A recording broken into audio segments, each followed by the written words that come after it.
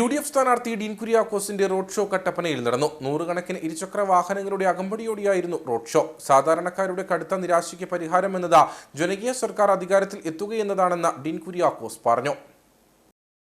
വിവിധ കോൺഗ്രസ് മണ്ഡലം കമ്മിറ്റികളുടെ നേതൃത്വത്തിൽ ചപ്പാത്തിൽ നിന്നുമാണ് ഡീൻ കുര്യാക്കോസിന്റെ റോഡ് ഷോ ആരംഭിച്ചത്. വിവിധ കേന്ദ്രങ്ങളിൽ റോഡ് ഷോയ്ക്ക് സ്വീകരണം നൽകി. തുടർന്ന് ടൗൺഹാൾ പരിസരത്ത് ഒത്തുകൂടിയ മഹിളാ കോൺഗ്രസ് പ്രവർത്തകർ ഡീനിനെ സ്വീകരിച്ചു. തുടർന്ന് ഇരുചക്ര വാഹനങ്ങളുടെ അകമ്പടിയോടെ കട്ടപ്പന നഗരത്തിലെത്തി.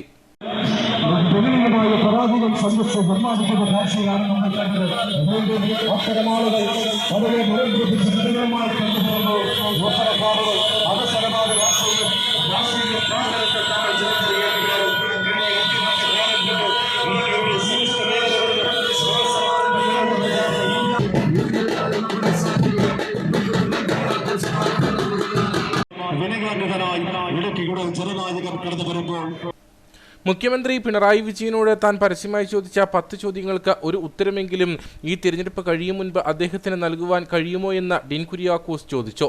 ഇന്ന് രാജ്യം ഭരിക്കുന്നത് പണാധിപത്യമാണ്. പണാധിപത്യത്തിനെതിരെ ജനാധിപത്യ സർക്കാർ അധികാരത്തിൽ എത്തണമെന്നും ഡീൻ കുര്യാക്കോസ് പറഞ്ഞു.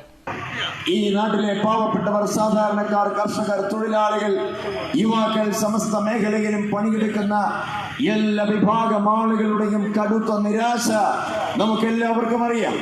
ഞാൻ അതിലേക്ക് ഒന്നും കടക്കുന്നില്ല. പക്ഷേ അതിനെല്ലാം ഒരു പരിഹാരം എന്ന് പറയുന്നത് 5 വർഷം കൂടുമ്പോൾ നടക്കുന്ന തെരഞ്ഞെടുപ്പിൽ ഒരു ജനകീയ ഗവൺമെന്റ് അതിൻ്റെതായ തരത്തിൽ അധികാരത്തിൽ വരിക എന്നുള്ളതാണ് പൊതു കാഴ്ചപ്പാട്.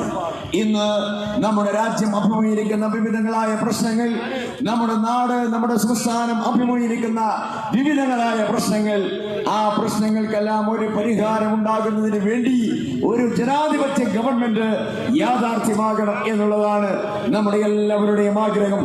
റോഡ് ഷോയിൽ UDF ജില്ലാ ചെയർമാൻ ജോയി വെട്ടിക്കുഴി, മുൻ DCC പ്രസിഡന്റ് ഇബ്രാഹിം കുട്ടികലാർ തുടങ്ങി നിരവധി നേതാക്കൾ പങ്കെടുത്തു. കോതമംഗലം, മൂവാറ്റുപുഴ എന്നിവിടങ്ങളിലും റോഡ് ഷോ നടന്നു. തൊടുപുഴയിലായിരുന്നു UDF സ്ഥാനാർത്ഥിയുടെ തെരഞ്ഞെടുപ്പ് കൊട്ടിക്കലാശം.